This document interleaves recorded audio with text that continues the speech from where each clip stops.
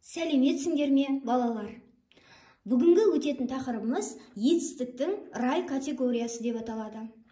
Яғни, райдың біздің қазақ тілінде 4 түрі бар. Олар ашық рай, шартты рай, қалау рай және бұйрық рай болып бөлінеді. Енді ашық рай қалай жасалады? Ашық рай осы 3 шақтың біреуінде тұрады. Бізде осы шақ, келер шақ, өткен шақ деген 3 шақ бар. Осы 3 шақтың бірінде тұрса, онда ол ашық рай болады. Шартты рай қалай жасалады? Шартты рай са, се деген 2 жұрнақ арқылы жасалады. Өзі екеу ғана есте сақтауға болады. Са, се деген жұрнақ арқылы жасалса, яғни сөйлемнің ішінде са, се дегенді көрсек, онда бірден мынау шартты рай дей беруімізге болады. Үшіншісі қалау рай. Қалау рай ғ, г, қ, к деген жұрнақтар арқылы жасалады. Төртіншісі, ең соңғысы, бұл бұйрық рай. Аты айтып тұрғандай, ол бұйрық беріп тұрады. Енді осы әрқайсысына жеке-жеке сөйлемдер айтайын. Оның қандай рай екенін тауып көріңдер, балалар. Мынау үйді бұзыңдар. Мынау үйді бұзыңдар. Бұл қандай райға жатады?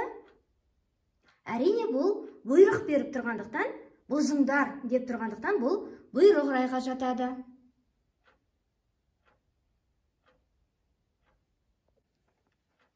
Енді балалар мына сөйлемдерге қарайық. Бірінші сөйлемде оқушылар түгел келсін. Оқушылар түгел келсін. Бұл қандай рай деп ойлайсыңдар?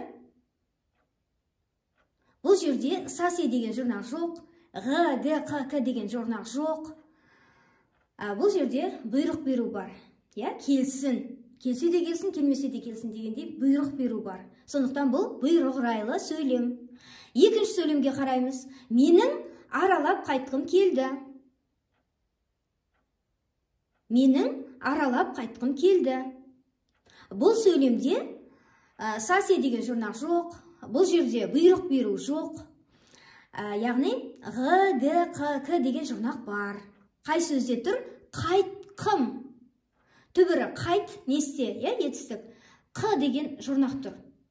Қайтқы.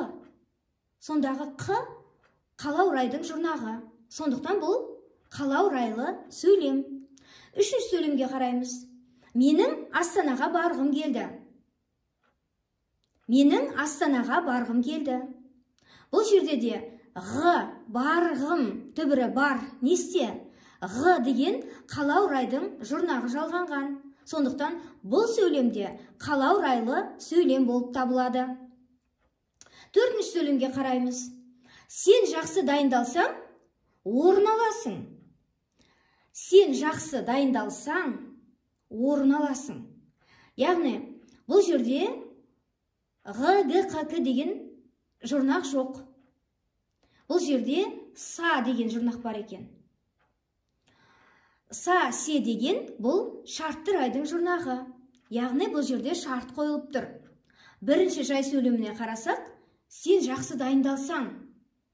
Сен жақсы дайындалсаң ғана орын аласың деп тұр. Байқап тұрсыздар ма? Сондықтан са деген жұрнақ бар. Сондықтан бұл төртінші сөйлем шартты райлы сөйлем болады. Соңғы бесінші сөйлемге қараймыз. Қыстың шыңылтыр аязы басталды. Қыстың шыңылтыр аязы басталды. Бұл жерде ғ, г, қ, к деген жұрнақ жоқ. Бұл жерде са, се деген жоқ. Бұл жерде не бар?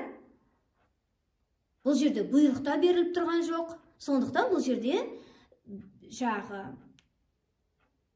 шақтар бар ғой, етістіктің шақтары. Осы шақ, өткен шақ, келер шақ деген. Осы 3 шақтың біреуінде тұр. Басталды. Сондықтан бұл ашық райлы сөйлем. Балалар, етістіктің рай категориялары ондай қатты қиын емес. Бір жақсылап отырып меңгеріп алсаңдар, айтқан жұрнақтарды жазып алсаңдар, бұл сендерге анау айтқандай қиындық келтірмейді. Дей тұрғанмен, егер түсінбей жатырсаңдар, түсінбей жатқан болсаңдар, міндетті түрде комментарийға жазыңдар. мен жауап беретін боламын. Олай болса, сау болыңдар балалар.